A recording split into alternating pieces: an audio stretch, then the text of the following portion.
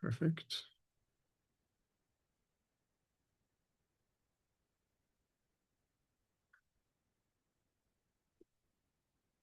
Let's go. We'll go ahead and get started. Thanks everyone for joining. Okay, I guess there's a hand raise already. Let's go to you, and then I'll talk through kind of how the process is going to work anyway. But Suraj, do you have a sort of logistical question or something like that?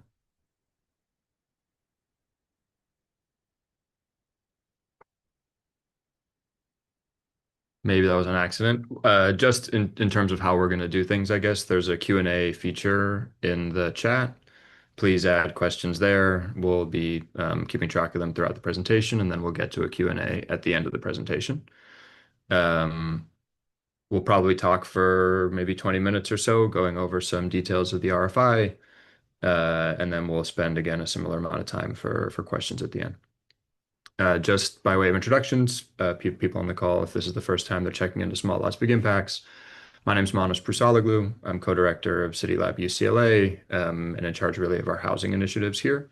City Lab's a think tank situated in the School of Architecture and Urban Design at UCLA, and we've been doing a whole lot of housing policy, production, and design work since we were founded 20 years ago. It's our 20th anniversary this year. And today we're talking specifically about Small Lots Big Impacts, this really exciting initiative we've been working on with the City of LA, the Mayor's Office, the Housing Department, Genesis, LA for LA.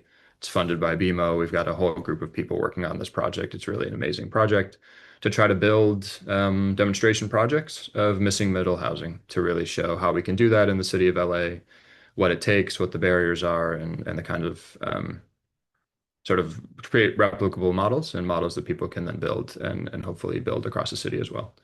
So that's me. I want to also hand it over maybe to Sarah first, and then Darnell, our partners at Genesis LA, to say hi as well.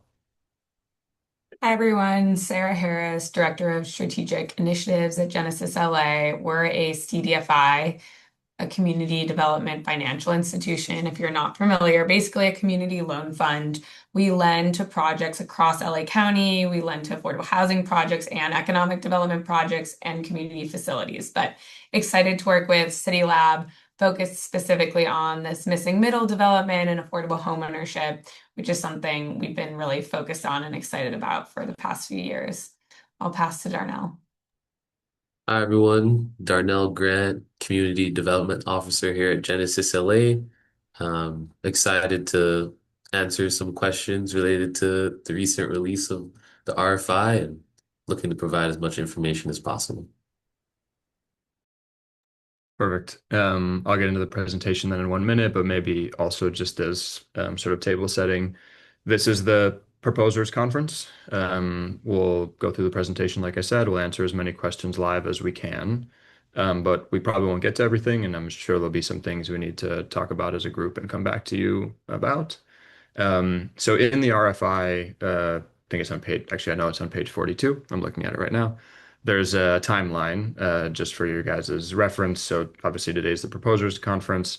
Then on Tuesday next week, May 19th, we'll upload to the Small Lots Big Impacts website and also send out to the newsletter interest group. We'll cross-reference to make sure everyone on this call is on that list if you aren't already. We'll send out a kind of formal Q&A document. So we'll answer all the questions there, especially ones we didn't get to live. And then there's about 1 more week to field additional questions. So if there's other questions that come up in the meantime, send them to our email, smalllotsinfo at ucla.edu. And we'll get to those. And then the second Q&A document, which is sort of our final Q&A answers, will come out at the end of May, May 29th, in advance of the submission deadline, which is June 12th. So just to get a sense of the schedule. All right, let's get into it. And again, let's hold questions to the end. At least we'll answer them at the end. Please put them in the Q&A as they come up.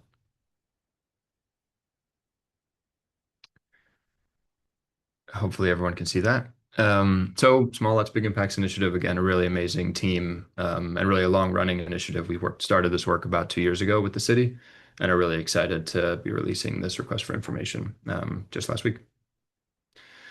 So here's a sense of really where we started and where we are now. We hosted a design competition back in May, which is super exciting. Kind gathered 350 plus really incredible ideas for how we could build on four anonymized sites in the city of LA, really also showing a scale of development from, 2 unit projects all the way up to a slightly larger projects too. And now we're really moving into the second stage. So we have two forthcoming, I guess one is already out, and then another forthcoming solicitation. What we're talking about today is this request for information on private land. So it's an initiative to build the same kind of missing middle housing projects. That's the theme, let's say, that connects all the different parts of small lots, big impacts.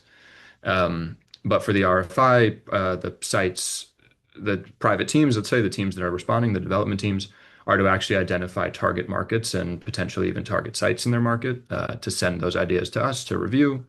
And then the chosen teams, we'll get into some of that information a little bit later, receive a really substantial financing package that Darnell will talk about in more detail later on in the presentation. Um, the RFQ on public land is still moving forward. It's been slow working with the city, but we're all committed to it as are our city partners.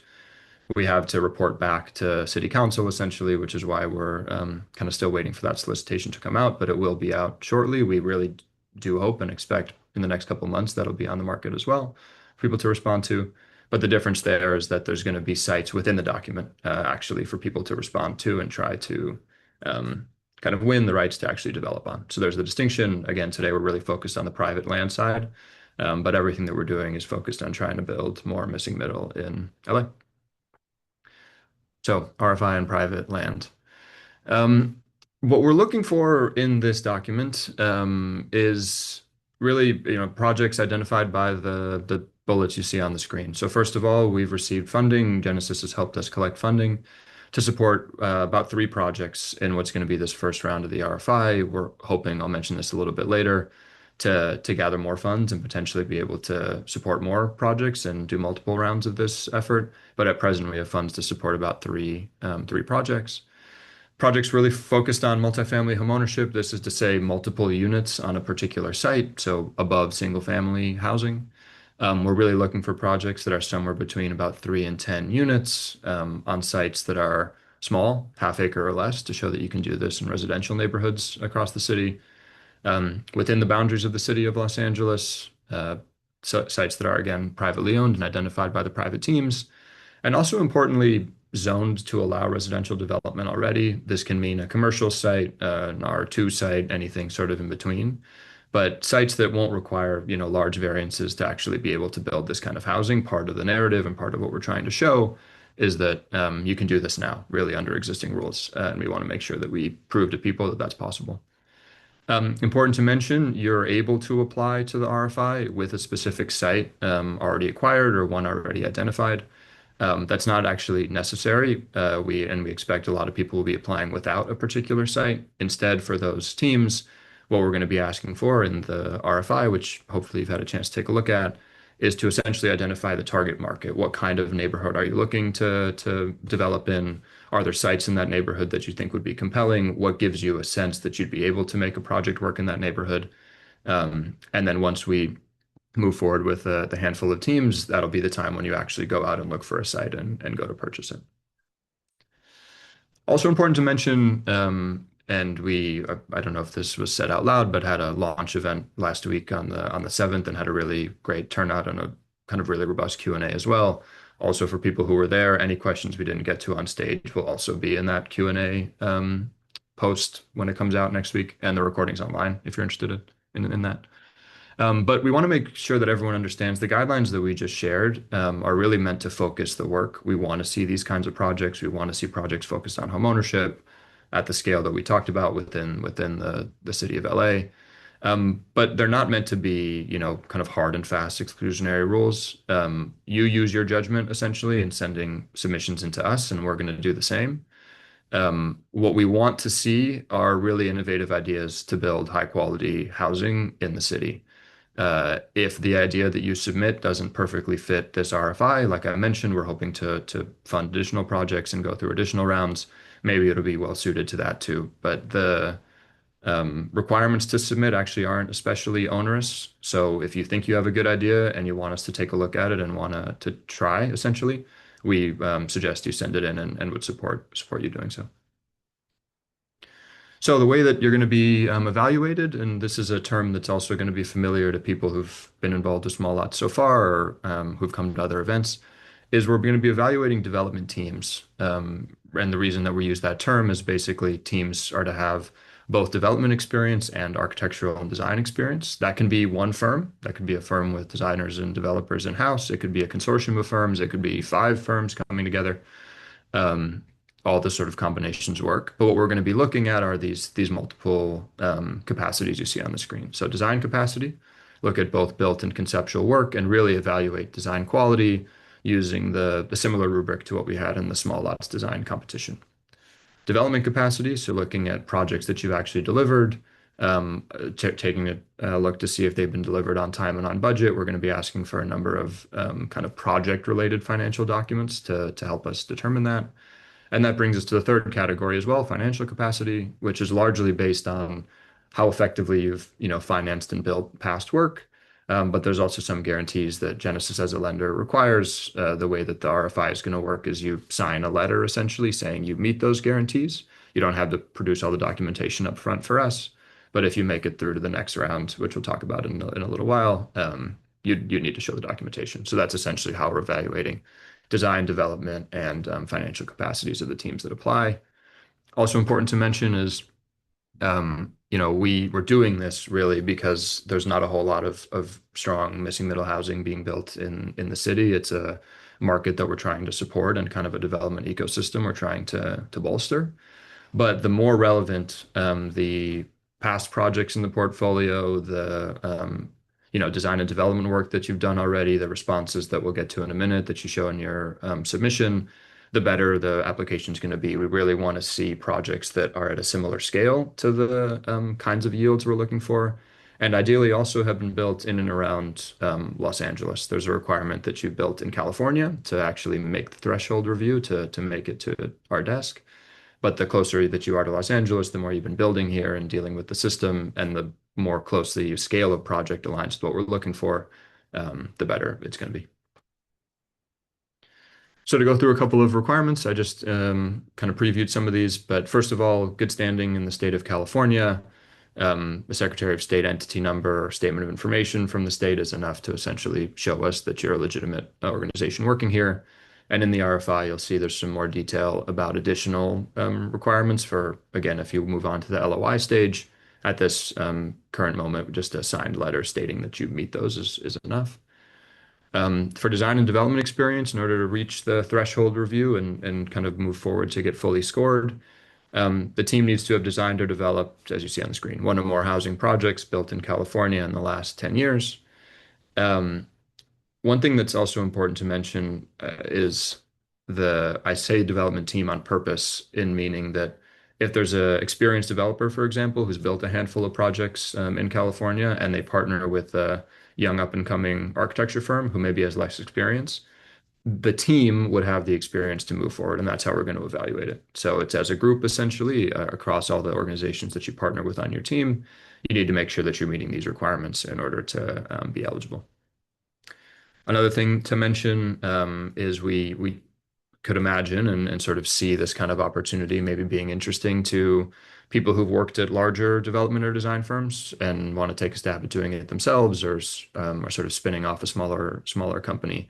You're able to apply with past experience too, even if it's at an organization that's not the one with which you are applying to the RFI.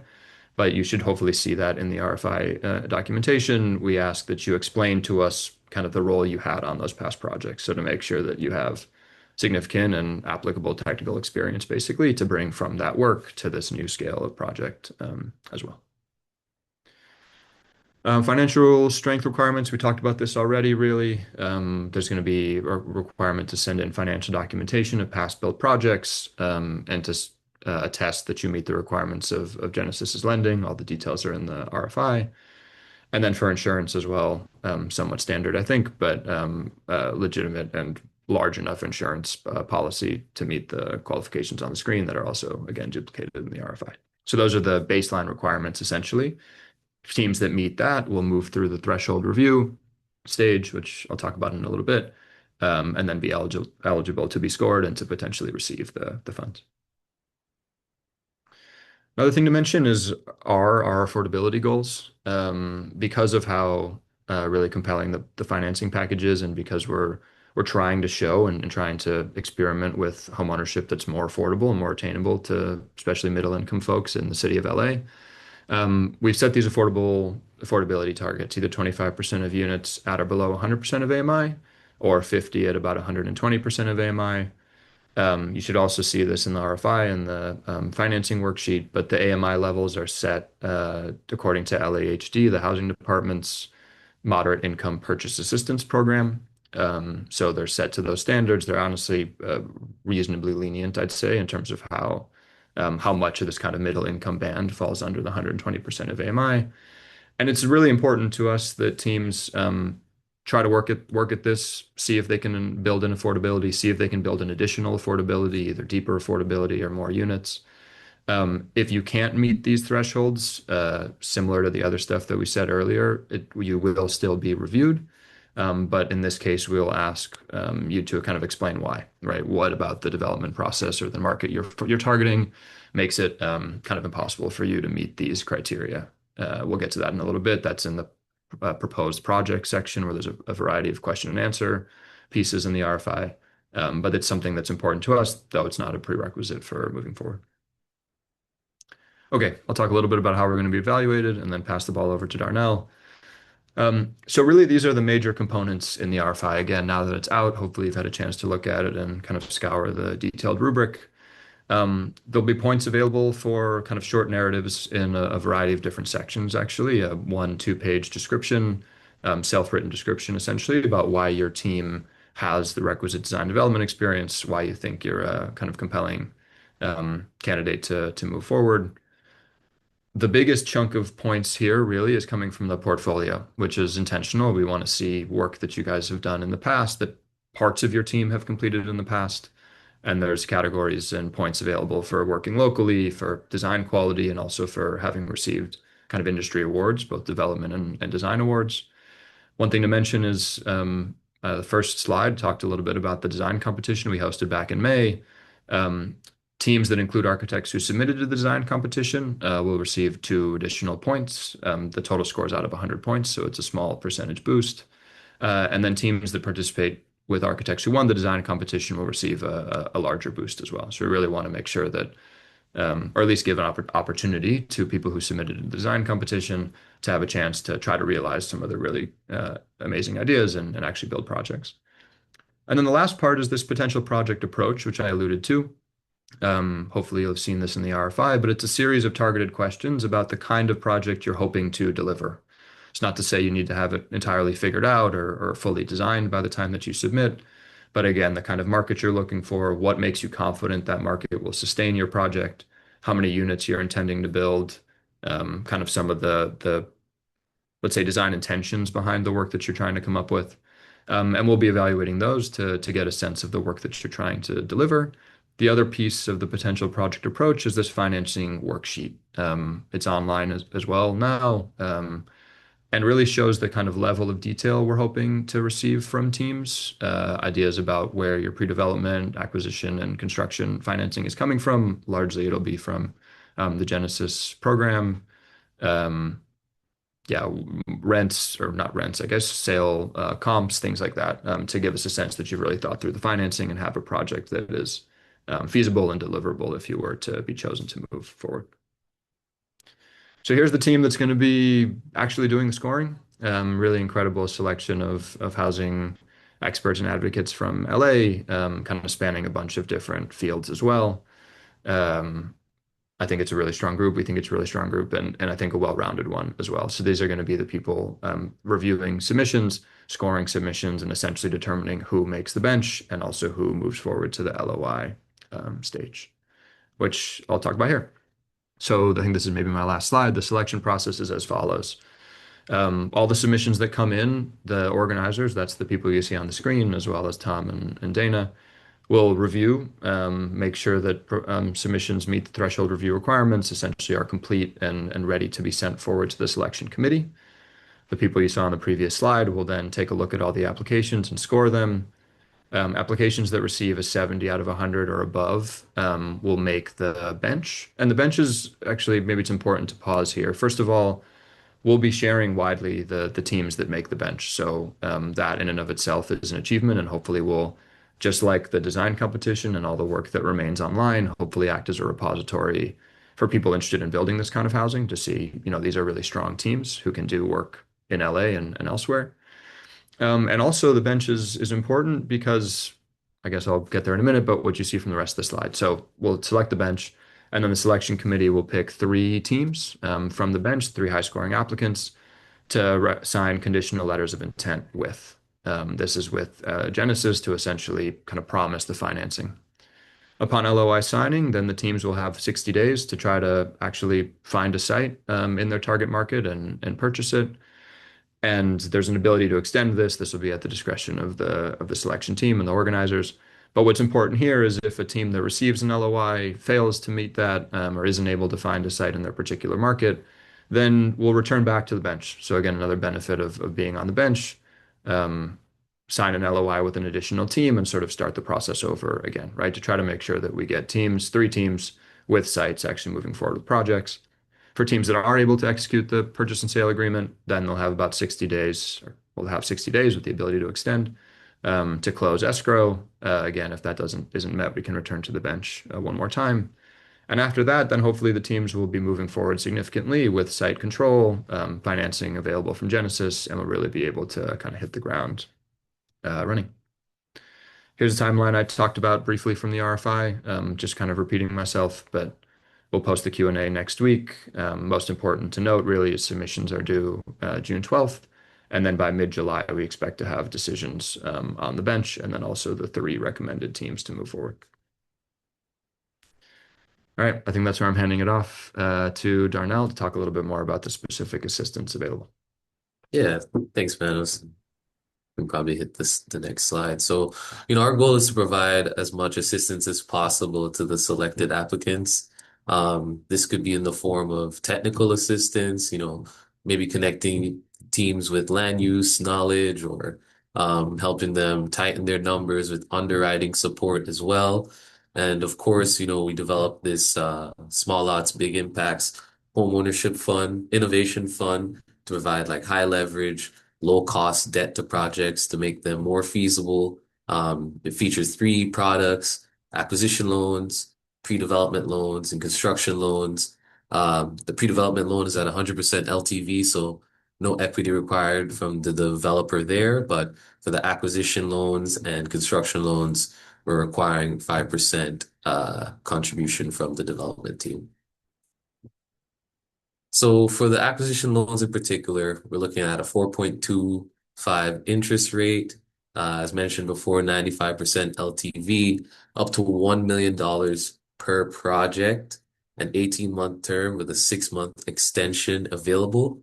During the period of the loan, it's interest only, and this loan, as well as the pre-development loan, will be repaid at construction close. So the pre-development loan, even lower interest, we're looking at 3% interest rate, 100% loan to value, so no equity needed here, up to 800,000 per project, 18-month term with a 6-month extension available, interest only, and this is going to also be repaid by the construction financing. And in terms of the developer fee, we were sizing it to be roughly 5% of the total development costs, with up to 20% being able to be repaid by the construction financing.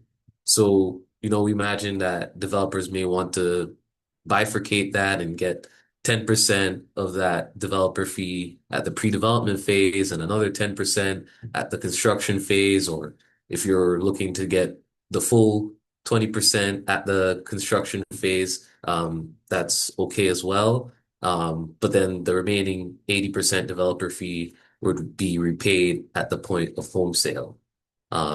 So we can get it to the next slide here. So for the construction loans, we're looking at a 4 to 5% interest rate. We're just working with different buckets of funds. So there might be different costs of capital there. So we're given a range for the interest rate. 95% loan to value. And the critical piece is that, we're sizing the construction loan to the lesser of total development costs or the total for sale appraised value. So during your pre-development phase or before you're able to close on the construction loan, you're going to need to order another appraisal to figure out what the to be built value will be. And then the lender, us, will determine, okay, which one are we going to size the construction loan on? 5% equity is required at this phase. Of course, you can use your developer fee to contribute to that 5% equity contribution. But there's still going to be a need for the developer to provide the rest of the equity contribution there. And then up to $6 million will be available per project for the construction loan. So that's going to cover your acquisition debt, your pre-development debt. It's going to repay that, and then it's going to cover the remaining total development costs there.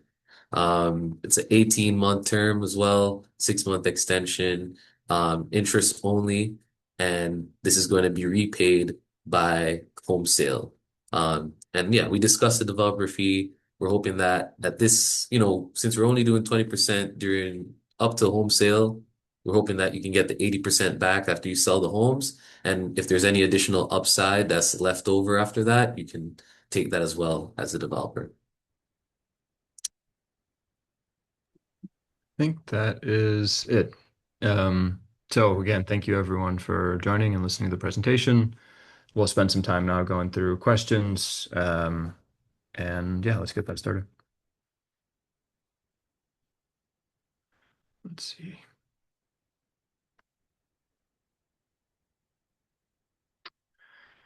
So one of the first questions I'm seeing here is, can a developer submit multiple proposals with different architects and vice versa? Um, I think the answer to that is yes. We can go back and check that with the team and get you a certain answer. But yeah, I think that would be certainly allowed, and we'd be okay with that. Yeah, I was just Um, gonna Go ahead, Sarah. confirm that. I was gonna confirm that, and then I saw there's another question around if it's an R1 site, is it okay if there's already a single family residence on site? That's fine. We're anticipating some of these state laws allow for building on lots that have existing properties on them. Yes.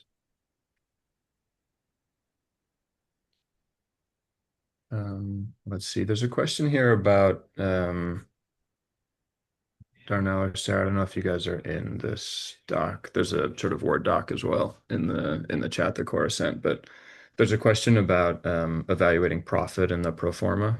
Do you guys see that one? I don't know if you want to take that Yeah, one. I can see that.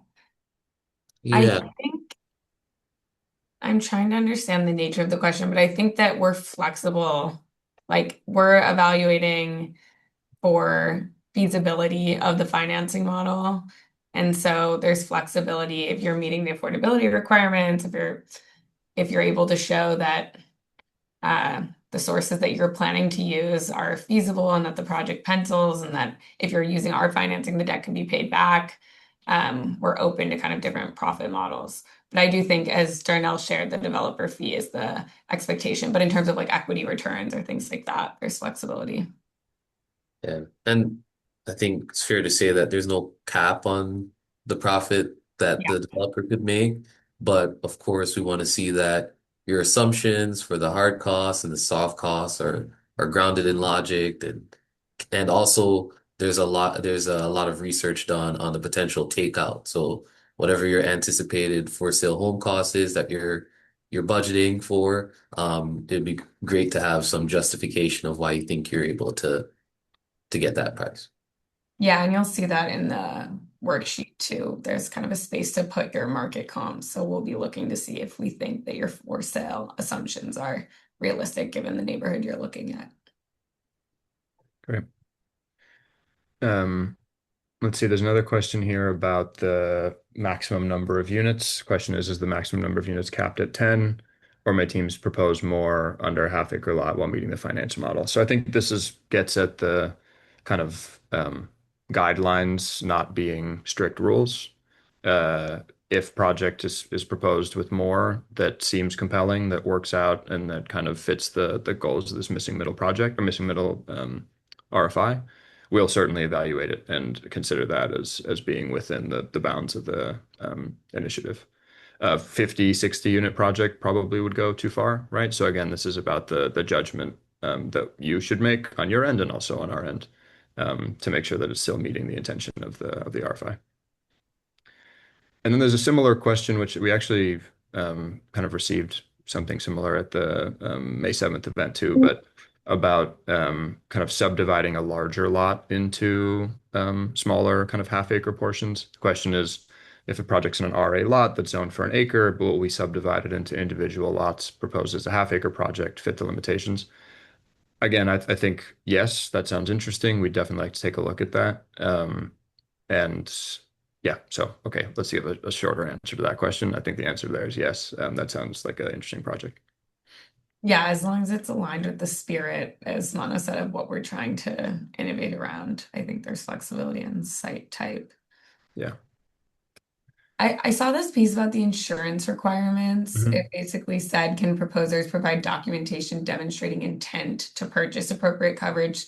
This firm has slightly lower coverage and would prefer to wait to upgrade. I think we'd be fine with that. We can double check and confirm, but I Yeah. think we'd be fine with that. Yeah. Well, that'll be certainly one of the ones in the Q&A doc, but I also think that seems reasonable. Yeah. Um, how many teams will be selected for the bench? We don't know the answer to that yet, actually. I guess that'll depend on how many strong applications get sent in. We don't have a cap in mind or a number that we're intending to hit, so that'll be really just dependent on the quality of the applications. There's another question around the max number of units capped at 10. I think just going along the lines of what Manos was saying, we're open to people kind of going a little bit above the different guidelines we gave if it's aligned with the spirit of this missing middle innovation. But yeah, something like 40 to 50 units isn't aligned with what we're hoping to innovate around and test. Yeah. Um,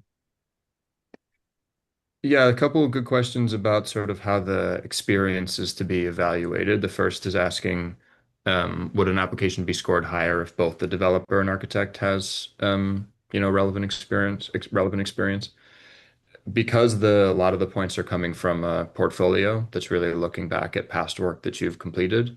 Um, the answer to that probably is yes. It's not a sort of addition. You don't get additional extra points because of that particular thing, but because the rest of the documentation would be more aligned with the kind of work we're looking to do and will show a proven track record of doing so.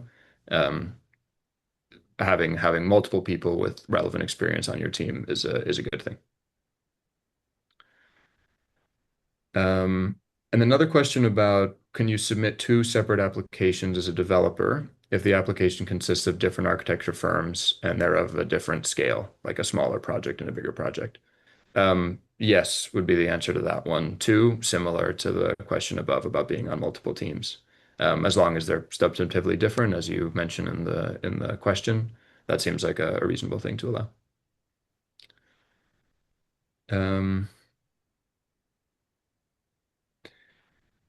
there's an important question here about the insurance when applying as a team, whether the developer, architect, and or the team need to meet the criteria. That's something I think we'll have to chat about as a team and get back to you. I hadn't thought about that specific question, but that'll be included in the answers coming out next week.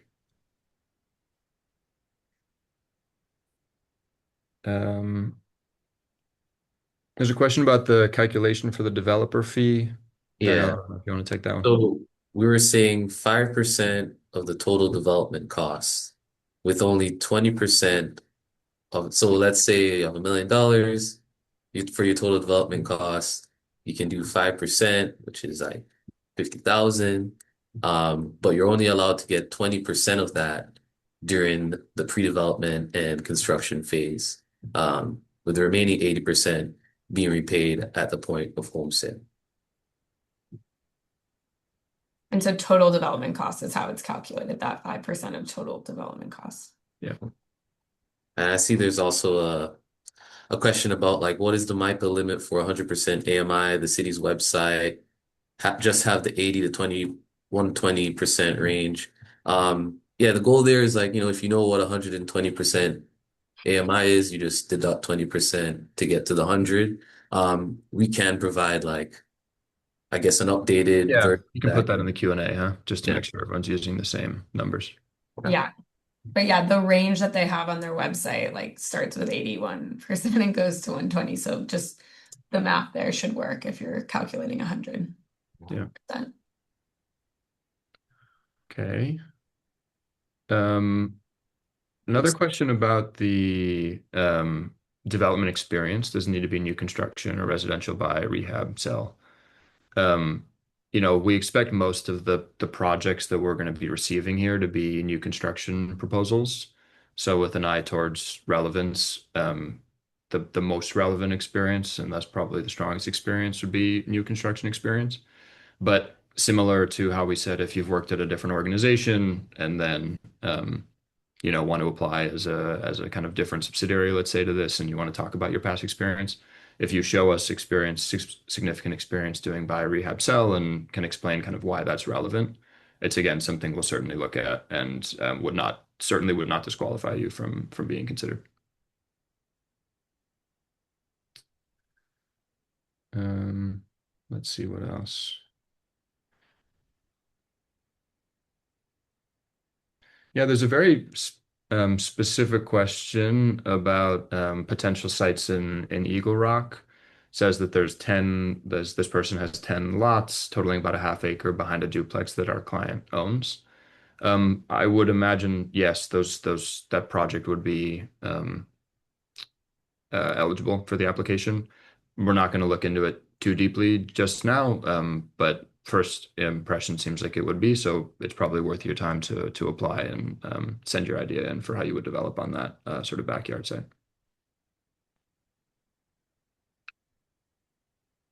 Um, Do you know what this top question is around the financial documents?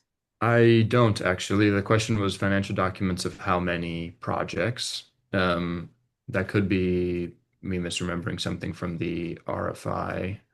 I think the requirement is that you send in the financing documents for built projects that you've done in California. So essentially, the more the merrier. If you built the one which is required, that would complete the requirement if you send us in the financial documents for that. If you built more in California and included more in your portfolio, um, again, more documentation would be better for us to establish a kind of track record of financial success. Not sure Mhm. exactly if that's getting at the question, but I think it probably is. Maybe it's a little bit unclear in the Yeah, article I itself. think that makes sense.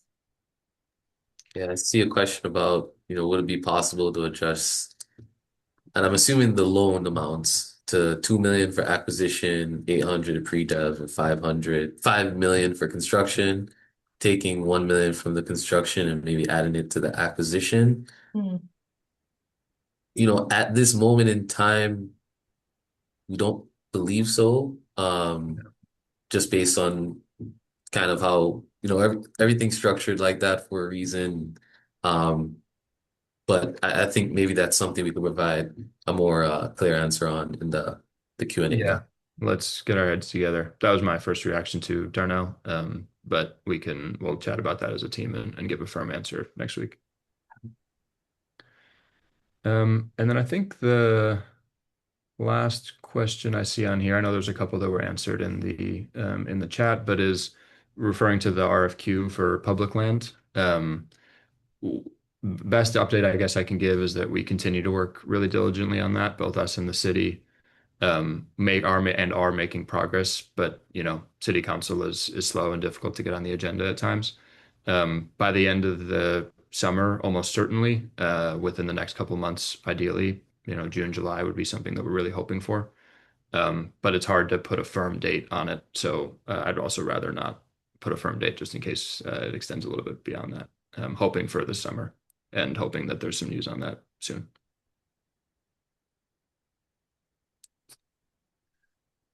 Um, I think that covers the things I'm seeing. I don't know if there's any outstanding questions, Sarah Darnell, you're seeing. Again, otherwise, if we've missed something, we'll go back through this Q&A and answer it formally in the document next week. Um, Yeah, there was a question about, can you please talk to us more about the land identification? Uh, oh, so, there's the public process, and then there's the private process where we're putting the onus on developers to try to identify a lot that they think is a good fit for a project that they could do. Um, I think knowing the funding parameters that we've set, trying to identify a lot that you could acquire for $1 million or less, um, would probably be like somewhat of a loose requirement. But other than that, as long as it's located in the city of Los Angeles, um, yeah, you should be good to go. yeah, And it's a half acre or less. Yeah. yeah. Yeah, the other thing to mention, I think, is, and that's a clear answer, Darnell, so I don't mean to complicate it, but is Genesis's financing will go up to 1 million for acquisition. If you're interested in a site that's more than that and have the ability to finance the rest of it, that's okay as well. You can show us that and put that in the documentation and make a case. But again, the financing we're able to provide has those caps, and to some degree that might help steer the kinds of sites that people are looking for. A new question that just popped up on here was about the design work required for the RFI. So the design work, as I would constitute it, I guess, is really in the projective project approach, the 30 points that are sort of at the end of the RFI, and mostly dealt with as a sort of written answer to a series of questions. Um, I think that'll hopefully make it so that there's not again a big lift, let's say, to apply to the RFI. We'll be evaluating your written submission to give a sense of what kind of project you're looking to do. That also should align with the financing worksheet to show us that the numbers kind of line up with that too. But I would also say that the portfolio, in the fact that that has a lot of points and that will point us to past projects, both built and conceptual that you've worked on, is also where we're going to get a lot of an idea or a significant idea, a solid idea about the kind of design quality of the work that you've done in the past, and thus presumably the work that you'll try to deliver through the RFI as well.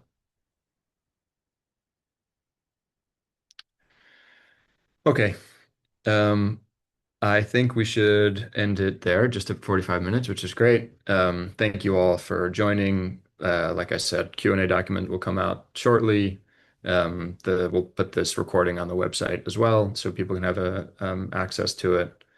And yeah, thank you for your interest. Thanks for sticking with us and for being interested in all these different parts of small lots. And we're excited to see what you submit. So thanks so much. Have a good rest of the day, everyone. Thanks, everyone. Bye bye.